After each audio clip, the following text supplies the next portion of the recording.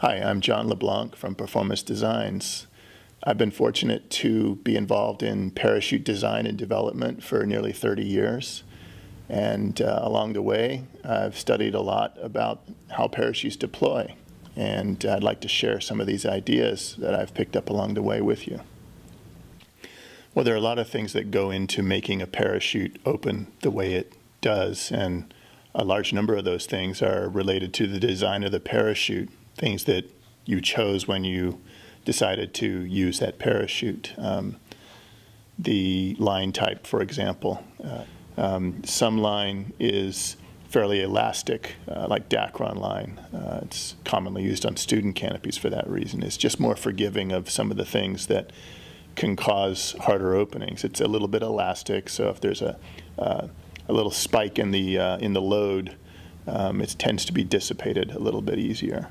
But other lines in particular are very inelastic, and it transmits the loads through from the fast opening parachute to you a lot more abruptly, so you're more likely to feel it. So to get the best deployments, it's essential you control all the factors. And one of the factors is your airspeed at pull time. One of them is the packing, how well you pack. One of them is the line stows, making sure that they do their job properly. And the last thing is the pilot chute, size, condition, design. There are other things, but those are the major ones.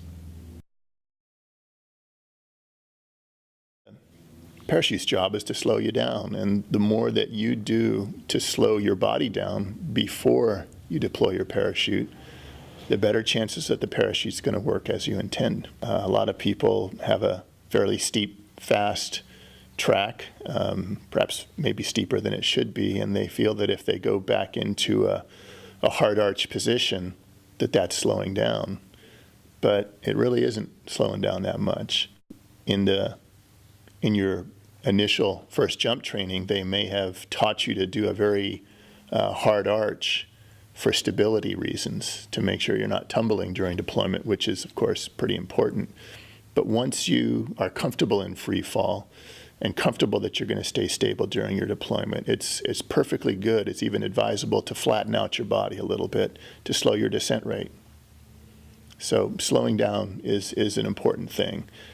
Don't waste altitude if you have precious little. I mean, deploy at the right altitude, but slow down with enough time remaining before your pull time with a flatter body position.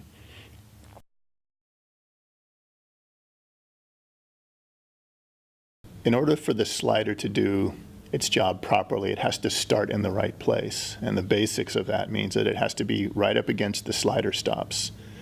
And also, it's wise to quarter the slider so that as the four line groups start to separate from one another early on in the deployment of the canopy, that the slider's right there in the middle, ready to do its job. The relative one will hit that. And so you kind of cloverleaf or quarter the slider. It's also important that the fabric of the slider be pushed down inside the parachute. That way, it helps to keep the slider up against the bottom of the canopy during the entire packing process. Sometimes people pull the slider front to back and side to side so much that the fabric in the middle kind of comes up closer to the grommets, and there's really not much that's holding the slider down against the stops if the fabric is just all over the place. So you need to put the slider in the right place and quarter it and make sure it stays there throughout the entire pack job. When you bag the canopy, the most important thing is to make sure that the parachute is organized properly and that there's even tension right through from the risers all the way up through the top of the canopy, so that when you fold it up, everything is nice and tight and organized. The parachute will never come out of the bag any more organized than it was when it went into the bag. And in general, a more organized parachute tends to deploy properly. That's what pro packing is supposed to refer to, proper ram air organization. And that makes a big difference. The bag should be sized properly for the parachute and also sized properly for the rig. if the parachute is a loose, sloppy fit in the bag, the parachute kind of flops out of the bag in a big wad, and it's kind of a little chaotic, and it can lead to poor deployments.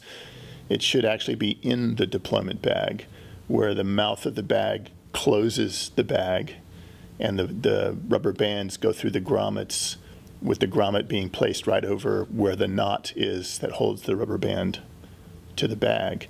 Stretching a rubber band across a big pile of nylon isn't really closing the bag, and all that nylon hanging out on the sides can reduce the reliability of the deployment and can lead to hard openings.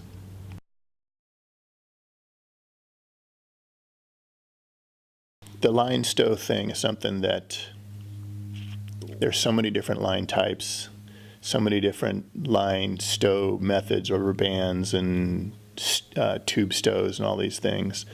There are many different combinations that you could play with. What's important is that regardless of what kind of line you're using, whether it's the biggest, heaviest Dacron or the very lightest competition, 300-pound line, whatever you're stowing the lines with, it has to hold each and every stow with adequate tension.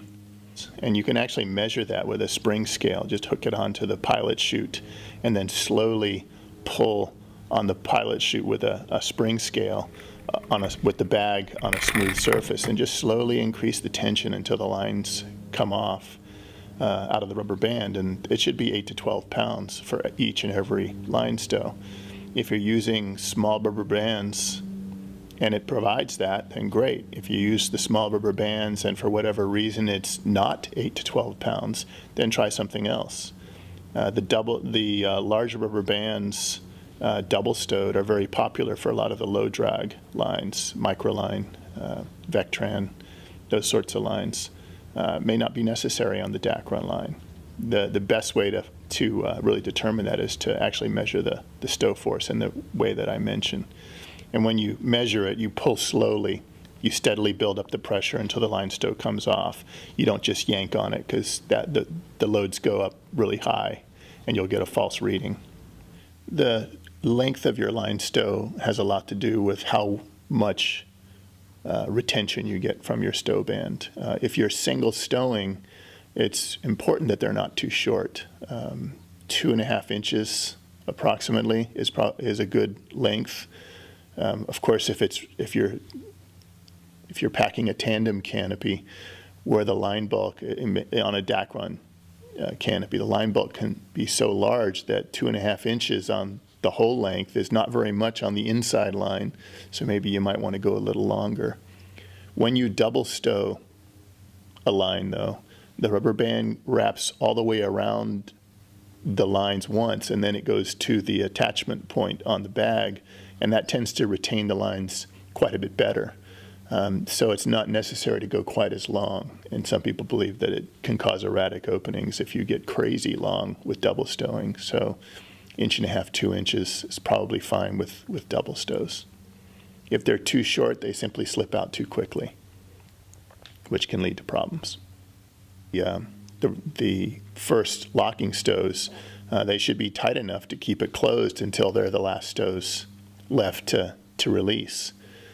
So what we commonly do is we use large rubber bands and double stow the rubber band. Some people feel that maybe that's not smart because they believe it can lead to a bag lock. And a bag lock is a malfunction that you can have, and there are a variety of causes of bag locks. Most of them are pilot chute problems, not necessarily a line stow that was too tight.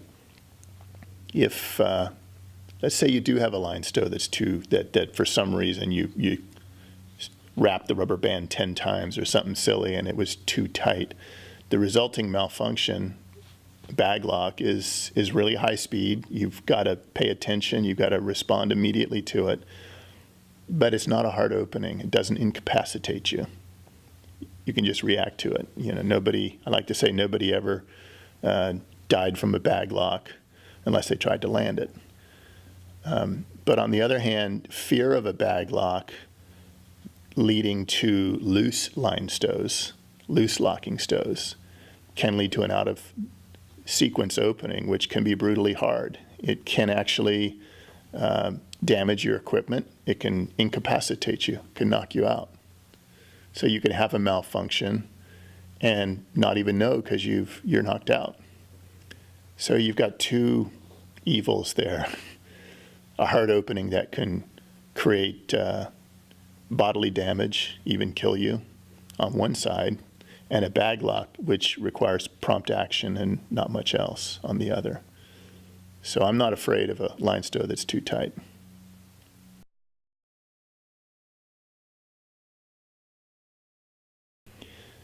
The important thing to remember about pilot chutes is to remember it's a parachute.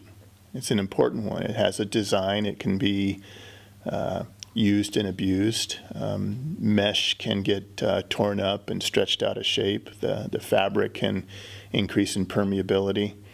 The center line of the pilot chute is a critical part of the design, and with a kill line type pilot chute, depending on the type of kill line, it might be shrinking up, which can cause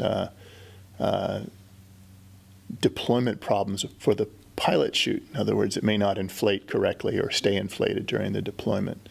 So it's important to make sure that you have that inspected, that you take care of it, and that you replace it when it's old. One common error is in pilot chute size.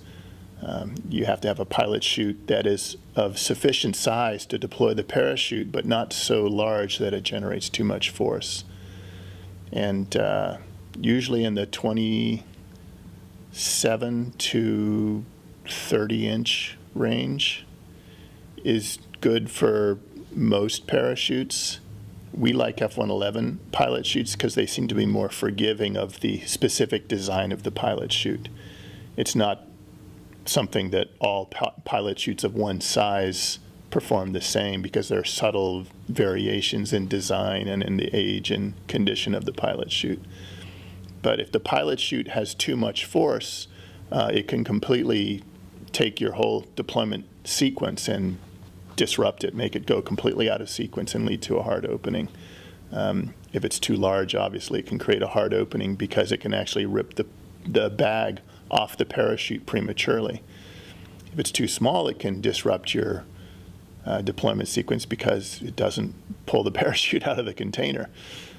So there's a just right mode in there.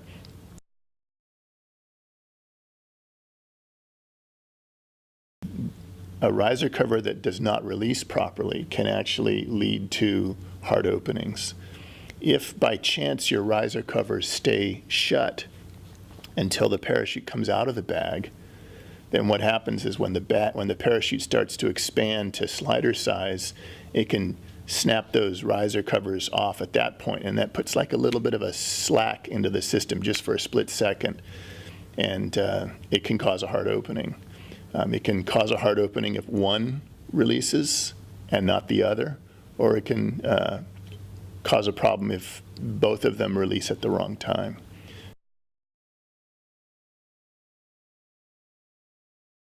The other thing that people are taught to do, which is advisable when you begin, is to look at your parachute when you deploy it. I believe that the reason we teach students to look up at the parachute is because you want them to eventually look up and see if it's there. I hate to think of what would happen if I had my first malfunction on my first jump, but I'm sure that my instructor telling me to look at it, check it, is pretty important. As time goes on, you make more jumps, you learn to feel what the parachute feels like on a deployment, and it's not necessary to look at it while it's deploying. It can lead to a bad body position, maybe crane your neck in a weird way. It can also lead to strange body positions that don't help your openings. Some people look kind of that way or something, and this is not the type of body position you want to have when you accept the parachute getting to the end of the lines. You want to be square and straight. Looking at it isn't going to help. If it's doing something weird, you'll know about it soon enough. But if you do have a hard opening, being square in the harness, eyes on the horizon will be much, much better for you.